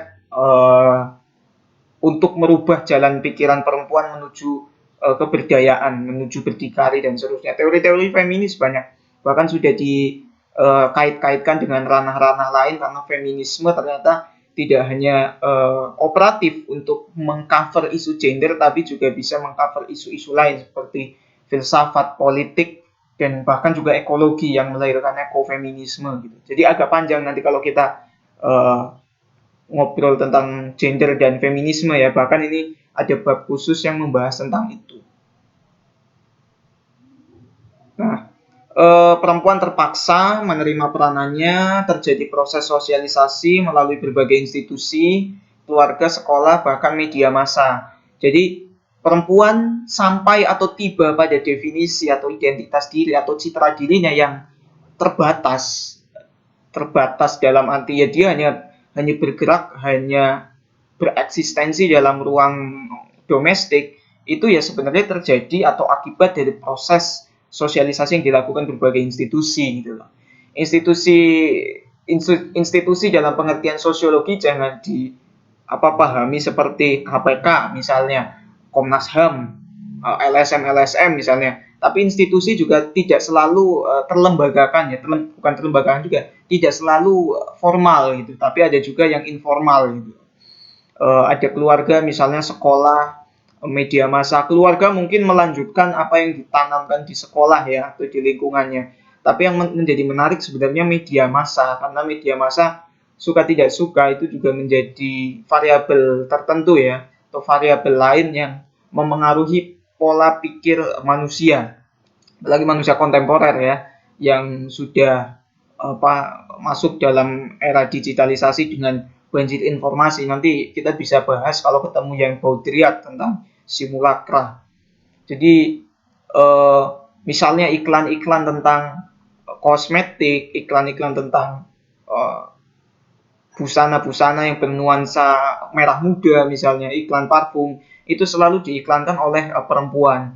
Iklan alat-alat masak, iklan bed cover dan seterusnya itu selalu diidentikan dengan perempuan, dan jarang sekali iklan kosmetik, iklan apalagi alat-alat masak itu dibintangi oleh laki-laki. Sehingga yang menonton kan merasa konstruksi perempuan itu ya berkaitan dengan dapur, sumur, kasur dan seterusnya. Sedangkan iklan-iklan yang merujuk pada laki-laki, misalnya iklan sepeda motor, iklan perbengkelan misalnya, iklan apalagi ya, produk-produk komoditas-komoditas tertentu yang bukan komoditas domestik gitu, itu justru diiklankan oleh laki-laki, sehingga masyarakat mengkonstruksikan bahwa laki-laki itu punya standaritas A dan perempuan punya standaritas B gitu. Nah, itu fungsi media massa dalam proses sosialisasi. Nah, hasilnya apa? Hasilnya ya pandangan stereotip mengenai perempuan dan tempat perempuan dalam masyarakat yang diserap atau diterima oleh masyarakat gitu. Jadi kalau perempuan berusaha keluar dari ranah domestiknya, maka dia punya label-label tertentu yang ya dianggap penyimpang lah, negatif lah, tidak baik lah dan seterusnya. Dan itu stereotip tersendiri bagi perempuan ya. Dan di titik-titik tertentu bahkan perempuan tidak bisa menunjukkan dirinya, minat, bakat, potensinya tidak bisa tergali. Misalnya saya lupa baca di sekitar beberapa hari yang lalu baca di sebuah media online tentang seorang suami yang memukuli istrinya karena istrinya, ini di Timur Tengah ya, saya lupa antara di Iran atau di Irak atau di Suriah, perempuan yang terpapar COVID kemudian dia berobat di salah satu klinik, tapi dia menuliskan namanya di situ gitu. Nah, dalam kebudayaan di negara setempat, perempuan tidak baik apabila mengumbar namanya saja. Ya, namanya diumbar saja itu menjadi perbuatan buruk tersendiri dalam budaya negara itu ya, di Timur Tengah itu, antara Iran, Irak atau Suriah, saya lupa. Sehingga perempuan itu benar-benar harus tertutup, tidak boleh ada yang tahu, dan dia hanya menjadi properti bagi suaminya gitu. Bahkan namanya saja tidak boleh disebarkan gitu. Apalagi wajahnya, anggota tubuhnya dan lain-lain. Apalagi dia muncul di ruang publik di depan massa dan seterusnya, itu bahkan lebih ekstrim mungkin daripada sekedar membeberkan siapa namanya, siapa nama ibunya dan seterusnya gitu. Nah, salah satu budaya di Timur Tengah itu menjadi sebuah contoh bahwa hanya untuk menampilkan namanya saja perempuan tidak bisa gitu, apalagi berkecimpung di ranah-ranah publik. Oke, kita tiba pada kesimpulan ya. Teori struktural konflik itu ada dua premis di situ. Yang pertama, struktur sosial terdiri dari kelompok-kelompok yang menikmati keuntungan yang tidak setara. Jadi setiap individu dalam masyarakat itu pasti punya kepentingan, dan dalam berkehidupan dinamika sosialnya pasti selalu ada yang diuntungkan dan ada yang tidak diuntungkan atau bahkan dirugikan. Beberapa ilustrasinya sudah saya jelaskan di slide-slide sebelumnya ya, bagian-bagian sebelumnya. Jadi kepentingan bersama, konsensus itu sebenarnya ya kamuflase saja atas kepentingan individu gitu loh. Jadi konsensus kepentingan bersama itu hanya kemasan atau kedok dari kepentingan individu. Pada dasarnya yang namanya kepentingan bersama, dalam kepentingan bersama itu selalu ada yang diuntungkan. Pihak-pihak tertentu, entah itu individu maupun kelompok. Tidak selalu dalam penjelasan baik, buruk, positif atau negatif ya, tapi pasti selalu ada yang diuntungkan dan yang tidak diuntungkan. Nah, yang kedua, keteraturan sosial dalam masyarakat dipertahankan melalui sebuah kekuatan, baik represi maupun sosialisasi. Nah, menurut teori struktural konflik, masyarakat itu pasti cenderung akan mempertahankan sistem sosialnya ya.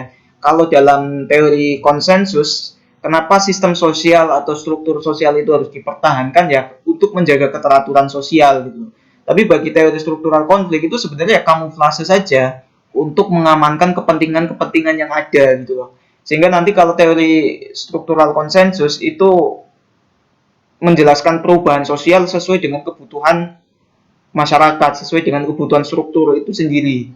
Nah, tapi kalau struktural konflik melihat perubahan sosial itu sebagai sebuah keniscayaan dan keharusan gitu loh. Karena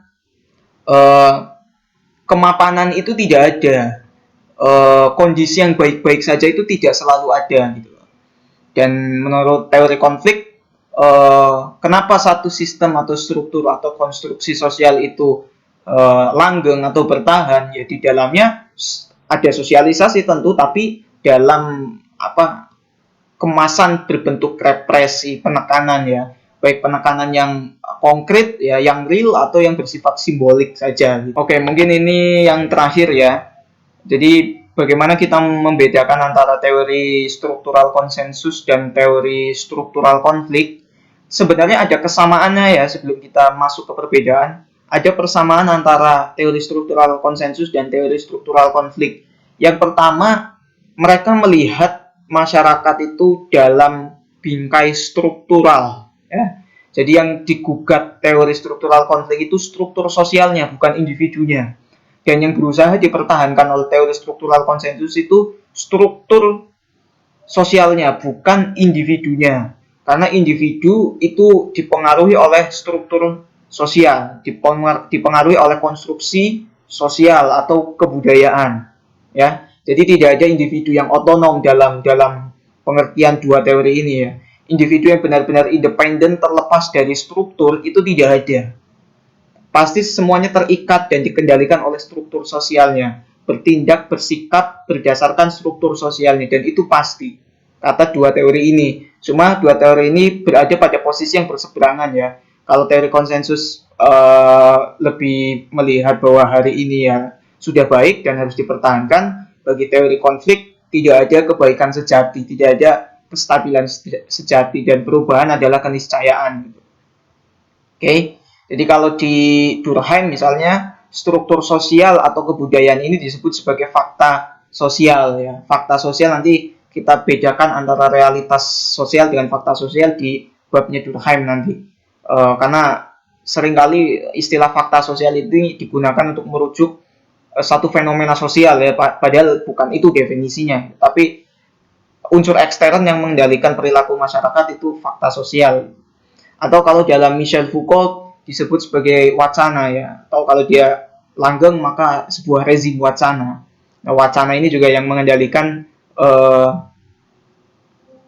manusia dalam bersikap, berperilaku, bertindak, dan seterusnya. Jadi menurut dua teori ini tadi ya, sikap, perilaku, tingkah laku kita itu selalu dikendalikan oleh ekstern. Tidak mungkin kita secara sadar melakukan tindakan yang benar-benar mau kita. Jadi segala macam tindakan, meskipun kita mengatakan ini keinginan saya murni loh, tidak ada kemurnian keinginan dalam bertindak dalam konstruksi kehidupan sosial ya, kalau dalam dua teori ini, dalam kacamata dua teori ini. Jadi kita tidak pernah benar-benar mandiri atau otonom atau independen dalam bertindak. Pasti selalu dipengaruhi oleh lingkungan. Makanya Sutherland itu kan dalam kajian penyimpangan sosial mengindikasikan bahwa penyimpangan sosial itu terjadi karena ada interaksi dengan sub kebudayaan yang menyimpang gitu. Itu kan berangkat dari asumsi bahwa individu dipengaruhi oleh lingkungan, oleh budaya, oleh struktur sosial gitu. Oke, misalnya ada teman-teman yang mengatakan atau merasa bahwa pengaruh lingkungan, kebudayaan, struktur sosial itu hanya bekerja dalam ranah-ranah tertentu ya, seperti ranah ekonomi di pasar, ranah politik di pemilu, di pilkada, ranah pendidikan di sekolah gitu kan. Tapi kan ada juga ranah-ranah yang menurut teman-teman mungkin sangat privat ya, sangat benar-benar privat ya. Misalnya cinta. Cinta itu kan lahir dari kesadaran individu, Mas.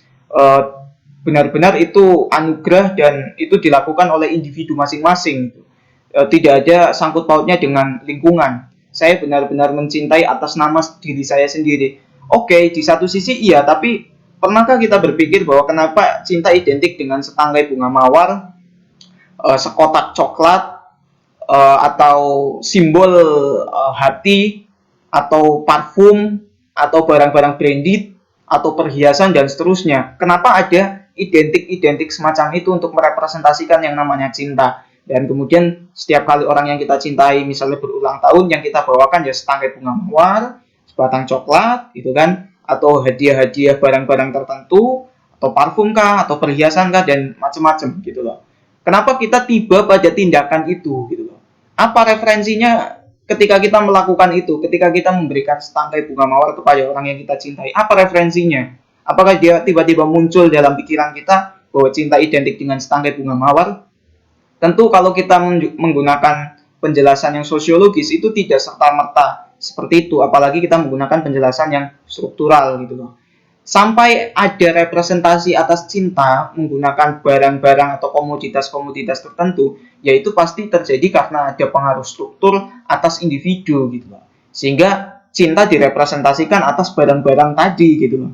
Nah, itu kan yang kemudian berusaha diperjuangkan oleh Fromm, oleh Gibran misalnya, bahwa kalau bisa cinta itu mengatasnamakan kebebasan dan keaktifan dalam mencintai, bukan di atas namakan oleh representasi-representasi gitu.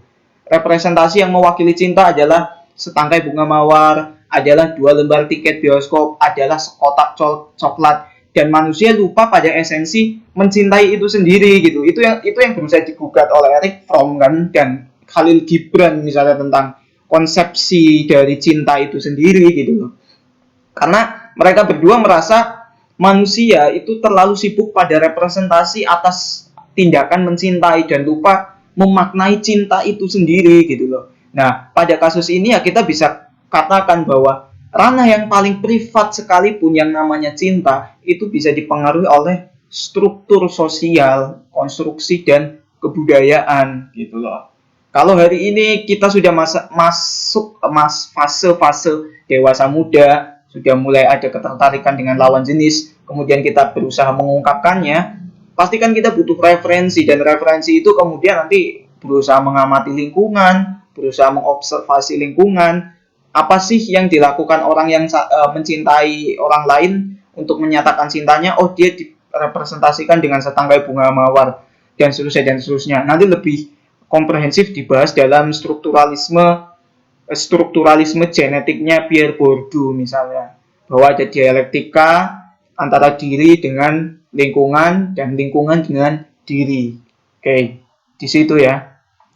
Jadi ranah yang paling privat yang namanya cinta saja bisa dipengaruhi oleh struktur sosial. Seksualitas, Mas, nah itu nanti bisa dibahas kalau di psikologi, ada Freud misalnya, ada Fromm juga sebagian. Saya nggak mau sampai ke psikologi ya, karena ada ranahnya sendiri tentang seksualitas misalnya. Oke, nah kita masuk ke perbedaannya sekarang.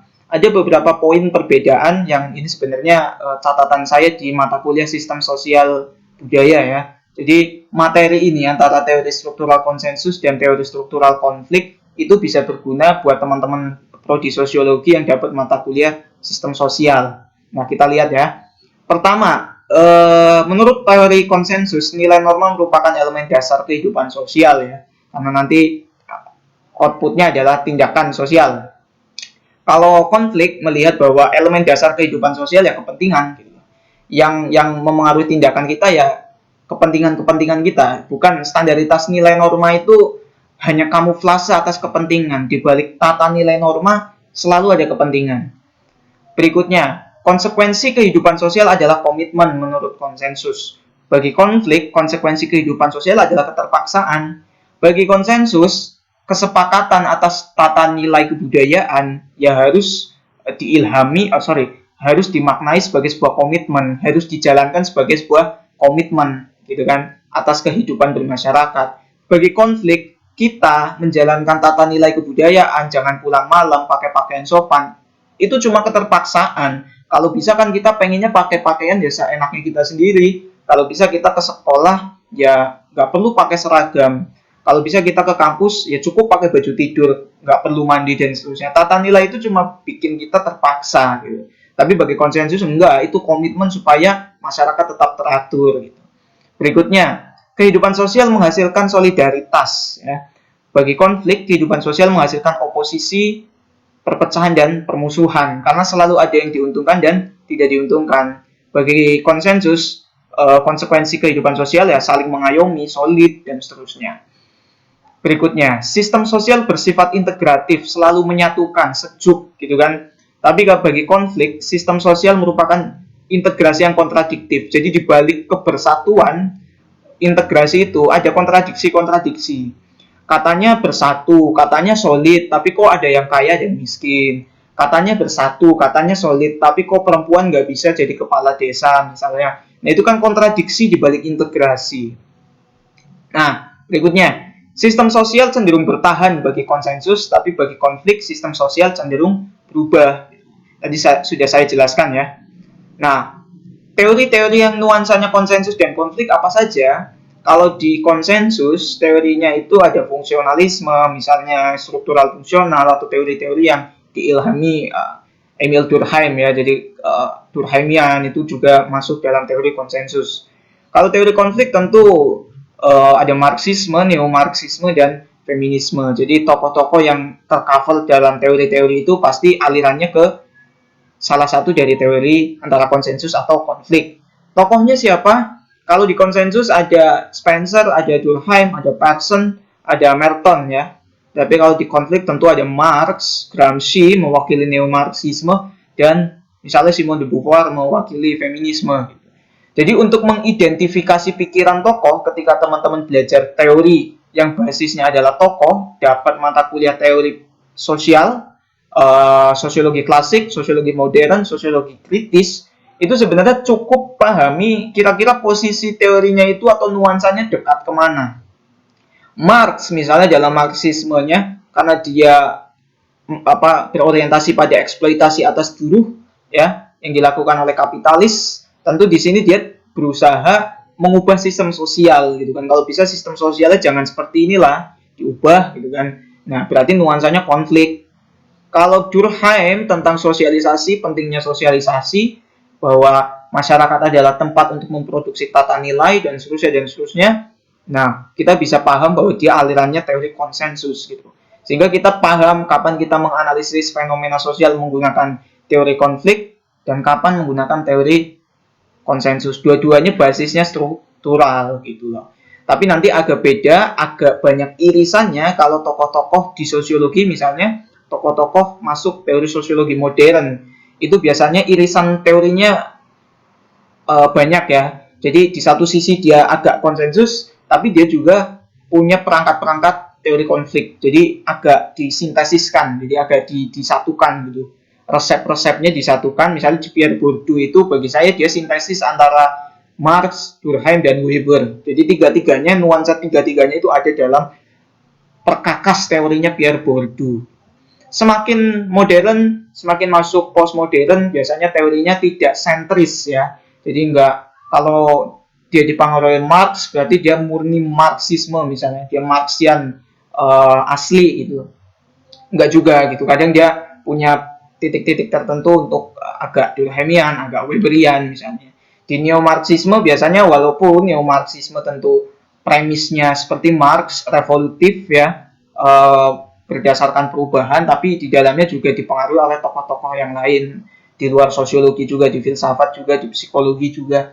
Misalnya Slavoj Zizek itu dipengaruhi oleh tidak hanya Marx tapi juga Jacques Lacan dan Friedrich Hegel ya.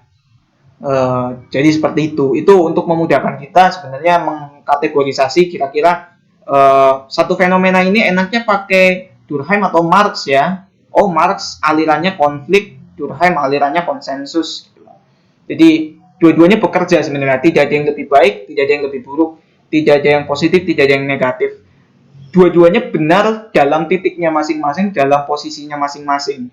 Nah, seperti yang sudah saya sampaikan, kalau bisa kita punya visi seperti teori konsensus, tapi kita punya alat yang setajam teori konflik, gitu. Sehingga kehidupan kita itu jauh lebih mudah ya dalam menghadapi fenomena-fenomena yang ada. Jadi nggak kaget, nggak gegeran sendiri. Gitu. Oke, mungkin itu saja ya untuk sesi mulung pikiran yang keempat ini, khususnya part ketiga dari buku pengantar teori-teori sosial. Ini mungkin gameplay yang paling panjang ya dari dua part sebelumnya, karena memang teori konflik cukup menarik, apalagi kalau kita sudah masuk ke tokoh-tokohnya nanti, seperti Marxisme atau Neo-Marxisme atau Marxisme.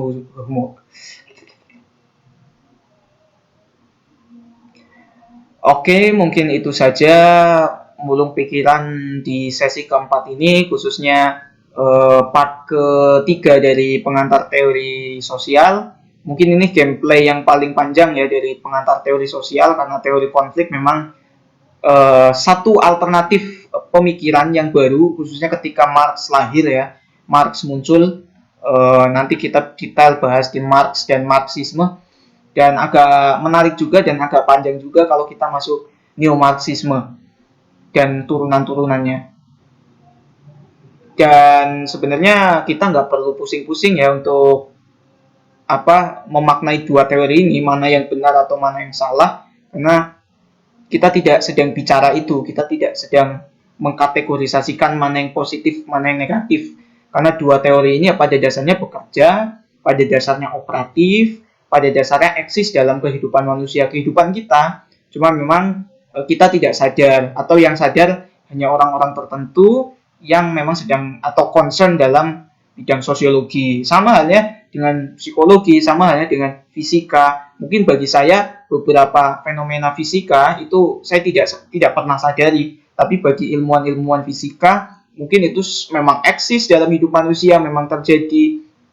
Bagi teman-teman kimia mungkin banyak reaksi-reaksi atau dinamika fenomena kimiawi dalam kehidupan manusia, tapi bagi saya yang latar belakangnya sosiologi yang merasa tidak ada apa-apa atau baik-baik saja gitu kan.